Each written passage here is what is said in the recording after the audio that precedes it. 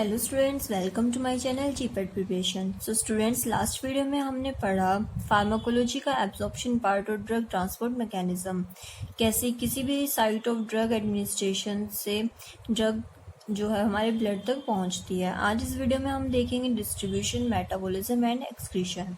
तो स्टूडेंट्स, ये हमारे इस यूनिट का लास्ट लेक्चर है। इसके बाद हम जनरल फार्माकोलॉजी 2 स्टार्ट करेंगे। तो चलिए देखते हैं डिस्ट्रीब्यूशन हमने देखा कि पहले एब्जॉर्प्शन होता है, हमारा जो फार्माकोकाइनेटिक्स है उसमें पहले एब्जॉर्प्शन होता है, सेकंड पार्ट होता है डिस्ट्रीब्यूशन। एब्जॉर्प्शन में जो हमारी ड्रग है वो रूट ऑफ ड्रग एडमिनिस्ट्रेशन से होते हुए डिसइंटीग्रेशन होता है, डिसोल्यूशन होता है, वो हमारा एब्जॉर्ब हो जाती है ब्लड में। तो ब्लड में एब्जॉर्ब होने के बाद अब उस ड्रग को डिफरेंट ऑर्गन्स, टिश्यूज एंड जो हमारे फ्लूइड्स होते हैं वहां तक डिफरेंट बॉडी पार्ट्स तक पहुंचाना होता है। तो जो ये हमारे एब्जॉर्प्शन से लेके डिफरेंट बॉडी पार्ट्स तक जो ड्रग का पहुंचना होता है उसे हम बोलते हैं डिस्ट्रीब्यूशन। और डिस्ट्रीब्यूशन हमारे किसके थ्रू होता है? ब्लड के थ्रू। ब्लड ही है जो हमारा पूरी बॉडी तक उस ड्रग को पहुंचाता है, जहाँ पे उसका हमें एक्शन चाहिए होता है उस पर्टिकुलर साइट तक। So distribution, it is a process when the drug is absorbed in the body, it is distributed to various body tissues and fluids. अब हम देखते हैं कि हमारे काफ़ी सारे फैक्टर्स होते हैं जो कि डिस्ट्रीब्यूशन को अफेक्ट करते हैं। वो कौन से फैक्टर्स है? उसमें हमारे सबसे फर्स्ट फैक्टर आता है ब्लड फ्लो का।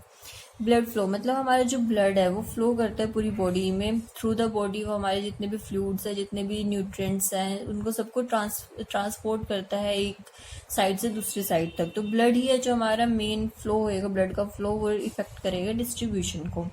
तो अगर हमारा जो ब्लड का फ्लो है वो ग्रेटर होएगा तो हमारा जो डिस्ट्रीब्यूशन है वो जल्दी होएगा, और अगर ब्लड का फ्लो लोअर होएगा तो हमारा डिस्ट्रीब्यूशन लेट होएगा। तो कौन से हमारे जो ऑर्गन्स है जहाँ पे हमारा ब्लड का फ्लो तेज होता है वो होते हैं ब्रेन, लीवर एंड किडनी। इसमें हमारे सबसे ज्यादा ब्लड फ्लो होता है ब्रेन, लीवर और किडनी में। और उसके बाद लोअर जिसमें हमारा कम ब्लड का फ्लो होता है वो होते हैं हमारे स्केलेटल मसल्स और एडिपोज टिश्यूज। तो हमारा ये फर्स्ट फैक्टर हो गया जो हमारे डिस्ट्रीब्यूशन को अफेक्ट कर रहा है। उसके बाद हमारा सेकेंड फैक्टर है plasma protein binding. Plasma protein binding यानी जब हमारी ड्रग ब्लड में चली जाती है, ब्लड सेल्स तक पहुंचती है, तो उसके अंदर जो हमारा प्रोटीन पार्ट अवेलेबल होता है वो उसके साथ बाइंड हो जाती है। जो हमारी ड्रग है वो प्रोटीन के साथ बाइंड होकर हमारा प्लाज्मा प्रोटीन बनाती है। तो अगर हमारी जो ड्रग है वो प्रोटीन के साथ बाइंड फॉर्म में है तो उसका जो डिस्ट्रीब्यूशन होगा वो कम होगा, क्योंकि उसे एक्टिव उसमें फ्री फॉर्म में आने के लिए पहले ड्रग को प्रोटीन से अलग होना पड़ेगा और उसके बाद ही वो वहां से बाहर निकल सकती है और डिफरेंट जो हमारे ऑर्गन्स है वहां तक पहुंच सकती है। बट अगर वो पहले ही फ्री फॉर्म में अवेलेबल है तो उसे फ्री होने की जरूरत नहीं है, वो डायरेक्ट हमारा जो है उसका डिस्ट्रीब्यूशन होएगा। तो इसलिए फ्री ड्रग का जो डिस्ट्रीब्यूशन होता है वो तेज होता है, और जो हमारे प्रोटीन बाइंडिंग ड्रग है उसका जो हमारा डिस्ट्रीब्यूशन होता है वो कम होता है। ऐसी जो हमारे एसिडिक जो ड्रग होती है वो हमारे एल्ब्यूमिन प्रोटीन के साथ बाइंड होती है। जो हमारी बेसिक ड्रग होती है वो अल्फा एसिड ग्लाइकोप्रोटीन के साथ बाइंड होती है। ये हमारा काफी इंपॉर्टेंट क्वेश्चन बन सकता है इससे कि एसिडिक जो ड्रग है वो एल्ब्यूमिन के साथ बाइंड होती है और जो बेसिक ड्रग है वो अल्फा एसिड ग्लाइकोप्रोटीन के साथ बाइंड होती है। उसके बाद हमारे एक इम्पोर्टेंट पॉइंट है highly plasma protein bonded drugs. जो ड्रग्स हमारी बहुत ज्यादा हाईली प्लाज्मा के साथ बॉन्ड रहती हैं वो कौन सी उसमें आती है? हमारी सबसे ज्यादा है वारफेरिन। वारफेरिन जो हमारी ड्रग होती है वो 99% प्लाज्मा के साथ बाउंड होती है। टोलब्यूटामाइड, फेनिटोइन एटसेट्रा, तो ये हमारी ड्रग्स हैं जो कि प्लाज्मा प्रोटीन बाइंडिंग की फॉर्म में रहती है। उसके बाद हमारा थर्ड पॉइंट है लिपोफिलिसिटी।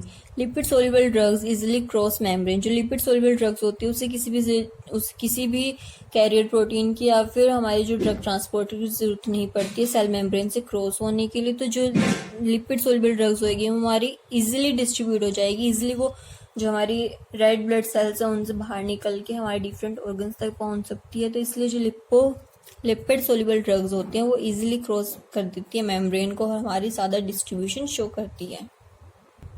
नेक्स्ट हमारी एक टर्म है रीडिस्ट्रीब्यूशन। रीडिस्ट्रीब्यूशन क्या होता है ये देखते हैं हम। जब भी कोई ड्रग हमारी ब्लड से ब्रेन, हार्ट और किडनी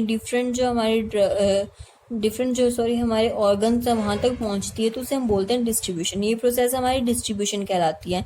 बट अगर जो वो ड्रग है वो हाईली प्रोफ्यूज फॉर्म में अवेलेबल है और उसके बाद वो किडनी और इन सारे ऑर्गन्स तक डिस्ट्रीब्यूट होने के बाद आगे मसल टिश्यूज और फैट टिश्यूज में अगर वो डिस्ट्रीब्यूट होती है तो उसे हम बोलते हैं रीडिस्ट्रीब्यूशन, मतलब दोबारा डिस्ट्रीब्यूशन होना। पहले वो इस साइड पे डिस्ट्रीब्यूट हुई जब वो ब्लड से लेके ब्रेन, हार्ट और किडनी तक पहुंची, बट अगर इन ऑर्गन से वो आगे मसल टिश्यूज और फैट टिश्यूज तक ट्रांसपोर्ट हो जाती है तो उसे हम बोलते हैं रीडिस्ट्रीब्यूशन। और यहाँ पे वो जो फॉर्म ड्रग होगी वो लेस प्रोफ्यूज फॉर्म में अवेलेबल होएगी।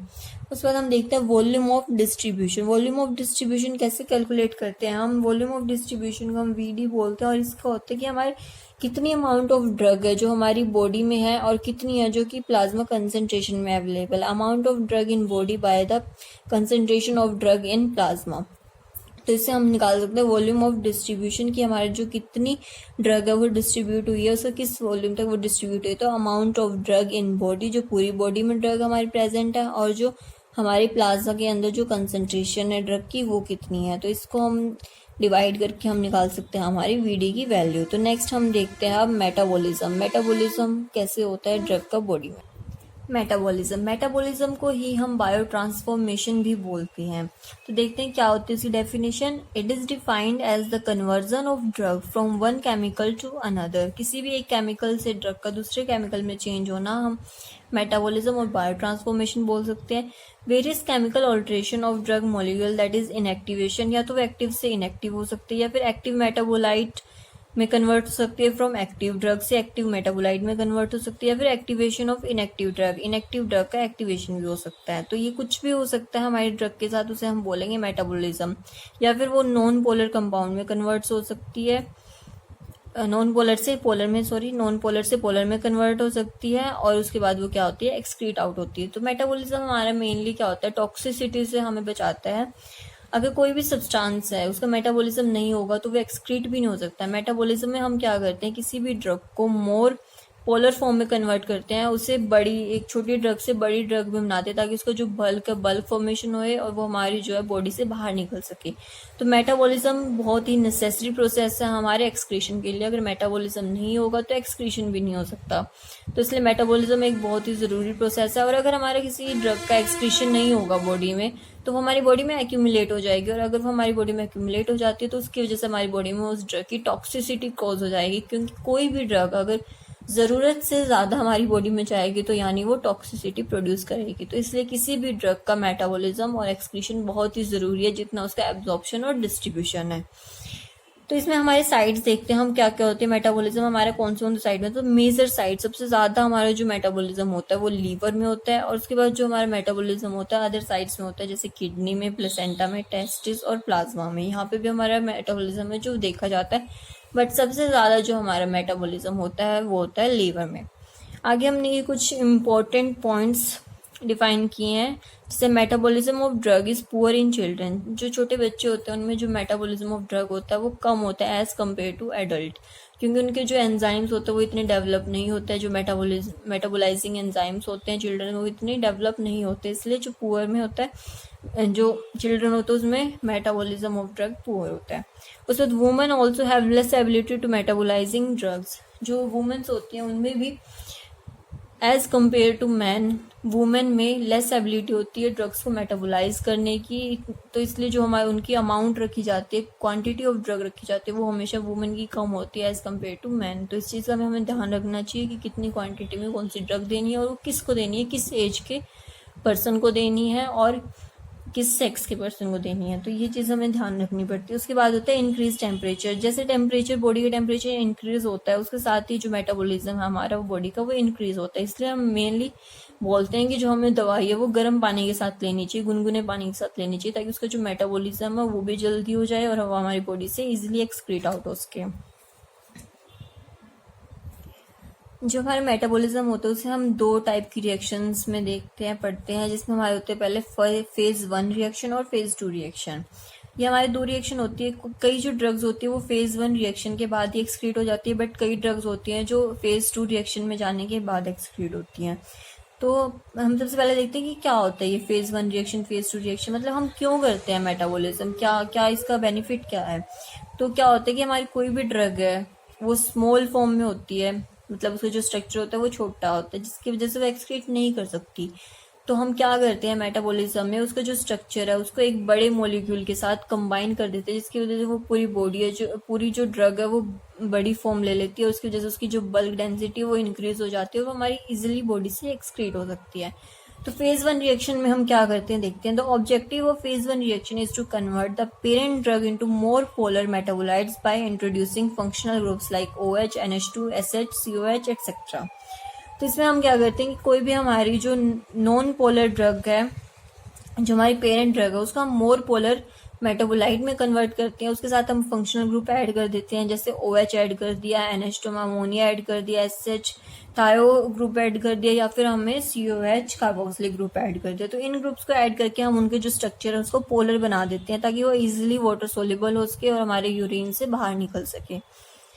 And the drug by various reactions, अगर हमने उसमें ऑक्सीजन का एडिशन किया तो ऑक्सीडेशन होगी, रिडक्शन होगी, हाइड्रोलिसिस, हाइड्रेशन, कॉन्जुगेशन. तो डिफरेंट हमारे ग्रुप के एडिशन पे डिफरेंट जो रिएक्शंस हैं उनके नाम दिए हुए हैं कि इन रिएक्शंस के थ्रू हम उसको मोर पोलर मेटाबोलाइट्स में कन्वर्ट कर सकते हैं ताकि वो इजिली एक्सक्रीट हो सके. बट काफ़ी सारी ड्रग्स है जो फेज 1 रिएक्शन के बाद भी एक्सक्रीट नहीं होती है, तो इसलिए इन्हें और ज़्यादा बड़े ग्रुप्स की आवश्यकता होती है, नीड होती है एक्सक्रीट होने के लिए. तो इसलिए हम फेज 2 रिएक्शंस पे मूव करते हैं. It involves conjugation of polar drug produced from phase 1 reaction with various endogenous substances like glucuronic acid, sulfates or acetates to form more polar metabolites which can easily excreted out of the body. जो हमारी phase 1 reaction में drugs थी उनको हम आगे further दोबारा से endogenous substances, जो बड़े हमारे सब्सटेंसेस होते हैं जैसे ग्लूकुरोनिक एसिड, बहुत ही काफ़ी बड़ा स्ट्रक्चर होता है इसका, इसके साथ हम उसको रिएक्ट कराते हैं, ये उसके साथ ऐड हो जाता है और हमारा जो ड्रग है उसका स्ट्रक्चर इंक्रीज हो जाता है, उसका जो मॉलिकुलर वेट है वो इंक्रीज हो जाता है और वो बल्क फॉर्मेशन करती है जिसकी वजह से वो हमारे इजीली एक्सक्रीट आउट हो जाती है बॉडी से. या तो वो स्टूल से बाहर निकलेगी, अगर वो लिपिड सोल्यूबल ड्रग है तो वो स्टूल से बाहर निकलेगी, और अगर वो वाटर सोल्यूबल होगी ड्रग तो वो इजिली यूरिन से. तो मोस्टली हमारी जो ड्रग्स है वो यूरिन से ही बाहर निकलती है क्योंकि वो मोस्टली सारी वाटर सोल्यूबल हो जाती है, वाटर सोल्यूबल ड्रग्स में कन्वर्ट हो जाती है आफ्टर मेटाबॉलिज्म. तो ये हमने देखा मेटाबॉलिज्म. इसके बाद हमारा लास्ट जो टॉपिक रहता है वो एक्सक्रीशन है, उसे हम देखते हैं कि एक्सक्रीशन क्या होता है. अब हम देखते हैं लास्ट टॉपिक एक्सक्रीशन. एक्सक्रीशन क्या होता है? किसी भी ड्रग का हमारी बॉडी से बाहर निकलना. वो जो डिफरेंट हमारी फॉर्म ऑफ ड्रग्स होती है वो डिफरेंट हमारे जो पाथ होते हैं उससे एक्सक्रीट आउट होती है बॉडी से. ऐसा नहीं है कि किसी एक ही पाथ से एक्सक्रीट होंगे, उनके स्ट्रक्चर के, उनके प्रॉपर्टीज के अकॉर्डिंग जो अलग अलग ड्रग्स है वो अलग अलग हमारे पाथ से वो एक्सक्रीट होती है. तो it is the process in which drugs और metabolites are irreversibly excrete out from the body to the external environment. Irreversibly excrete करने का लिखते हैं कि एक बार अगर कोई सब्सटेंस एक्सक्रीट हो गया तो वो दोबारा अपनी बॉडी में इनटेक नहीं कर सकते हम उसका, वो दोबारा बॉडी में नहीं जा सकते, इसलिए इरिवर्सिबली एक्सक्रीट आउट होना ही बोलते हैं हम एक्सक्रीशन को. और एक्सक्रीशन क्यों होता है? ताकि जो बॉडी में ड्रग की कंसंट्रेशन है वो इंक्रीज ना हो और इसकी टॉक्सिसिटी प्रोड्यूस ना हो, इसलिए एक्सक्रीशन बहुत ही इंपॉर्टेंट है. तो हम देखते हैं कि कौन से रूट से है जो हमारा एलिमिनेशन होता है ड्रग का, डिफरेंट रूट से, और कौन सी ड्रग कौन से रूट से एलिमिनेट होती है. तो इसमें सबसे पहले देखते हैं हम थ्रू किडनी. सबसे ज़्यादा जो हमारी ड्रग्स हैं वो किडनी के थ्रू ही एक्सक्रीट होती है, मतलब यूरिन के थ्रू. हमारे जो किडनी से यूरिन बनता है और यूरिन में हमारी वो ड्रग है जो यूरिन के थ्रू एक्सक्रीट आउट होती है. जो हमारे रीनल एक्सक्रीशन होता है उसमें 3 पॉइंट्स होते हैं. Glomerular filtration. ग्लोमेरुलर फिल्ट्रेशन यानी जो हमारा बोमेंस कैप्सूल और ग्लोमेरुलर कैप्सूल होता है, जो उसके अंदर जो फिल्ट्रेशन होता है उसमें हमारी जो मेनली ड्रग्स हैं वो आ जाती है, उसमें फिल्टर आउट हो जाती है और जो हमारी मोस्टली ड्रग्स है वो इसी मेथड से एक्सक्रीट होती है. उसके बाद हमारा होता है ट्यूबुलर रीएब्जॉर्प्शन. जो काफ़ी हमारी ड्रग्स हैं जो बच जाती हैं, इंपॉर्टेंट जो हमारे सब्सटेंसेस है वो बच जाते हैं, तो उसका क्या होता है? रीएब्जॉर्प्शन होता है. हमारे ट्यूब्यूल से जो है वो रीएब्जॉर्ब हो जाती हैं ड्रग्स, और इसमें हमारे आएगी मैपाक्रीन और सैलिसिलेट्स जो इस मेथड से एक्सक्रीट आउट होती है. ट्यूबुलर सिक्रीशन से हमारी जो पेनिसिलिन है वो ट्यूबुलर सिक्रीशन से एक्सक्रीट होती है और हमारी वो सारे यूरिन में जाके हमारे यूरिन के थ्रू एक्सक्रीट आउट हो जाती है. उसके बाद हमारा सेकेंड जो रूट है वो है थ्रू लंग्स. लंग्स के थ्रू कौन सी हमारी जो ड्रग्स हैं वो एक्सक्रीट होती है. तो मेनली जो वोलेटाइल ड्रग्स होती हैं जो कि गैसेस होती है, गैस की फॉर्म में जो अवेलेबल होती है, वो हमारी लंग्स से थ्रू गैस और जो हमारी थ्रू ब्रीथ है नोस्ट्रिल से हमारी जो वो एक्सक्रीट आउट होती है. जैसे हमारे जो अल्कोहल है, जनरल एनेस्थेटिक्स और पैराल्डिहाइड, ये हमारे थ्रू लंग्स जो है एक्सक्रीट आउट होती है. उसके बाद होती है एक्सक्रीशन थ्रू सलाइवा. सलाइवा के थ्रू हमारी कौन सी ड्रग्स एक्सक्रीट होती हैं? वो होती है हमारे जितने भी मेटालिक जितनी भी हमारी ड्रग्स होती हैं जिससे मेटल का टेस्ट आता है हमें, वो होती है सारी सलाइवा से एक्सक्रीट. जैसे iodides, metallic salts, lead etcetera. जो हमारे लेड होता है वो जब हमारा एक्सक्रीट होता है सलाइवा से तो उसकी वजह से जो टीथ पे ब्लैक लाइनिंग होती है वो हमारी लेड की वजह से प्रोड्यूस होती है। तो ये हमारे इंपॉर्टेंट पॉइंट है जो कि क्वेश्चंस के रूप में पूछा जा सकता है। उसके बाद हमारा फोर्थ है एक्सक्रीशन थ्रू मिल्क। मिल्क जो मदर का मिल्क होता है लैक्टेशन पीरियड में, जब मिल्क प्रोडक्शन होता है तब कौन सी हमारी जो ड्रग है वो, तो जो भी हमारी लो मोलिकुलर वेट की ड्रग होगी या फिर जो लेस प्रोटीन बाइंडिंग वाली ड्रग होगी वो हमारी थ्रू मिल्क एक्सक्रीट आउट होती है। और इसमें हमारे एग्जांपल आ जाते हैं पैथिडीन और एफेट्रीन। तो इसलिए बोला जाता है कि बहुत ध्यान रखना चाहिए जब कोई भी मदर लैक्टेशन पीरियड में होती है कि उसके कौन सी ड्रग दी जाती है, क्योंकि वही ड्रग उसके जो बेबी है उस तक पहुंच सकती है और वो टॉक्सिसिटी कॉज कर सकती है बेबी में। तो इसलिए इसका ध्यान रखना चाहिए कि हमें कौन सी ड्रग है जो देनी चाहिए जब प्रेगनेंसी होती है और जो लैक्टेशन पीरियड होता है। उसके बाद हमारे फिफ्थ है एक्सक्रीशन थ्रू स्किन और स्वेट। स्वेट और स्किन के थ्रू हमारी जो ड्रग्स निकलती हैं वो होती है मर्क्यूरियल सोल्ट्स एंड आर्सेनिक। ये जो हैवी मेटल्स वाली ड्रग्स होती है वो हमारी स्वेट और स्किन के थ्रू एक्सक्रीट आउट होती है। और इंटेस्टाइन के थ्रू हमारे जितने भी परगेटिव, सेना, कास्केरा और जो ये अदर ड्रग्स होती है वो इंटेस्टाइन के थ्रू, और जो इंटेस्टाइन के थ्रू एक्सक्रीट होती है वो हमारे इन the form of stool excrete होती है, मतलब जो फीसिस के फॉर्म में एक्सक्रीट होती है वो इंटेस्टाइन से होती है।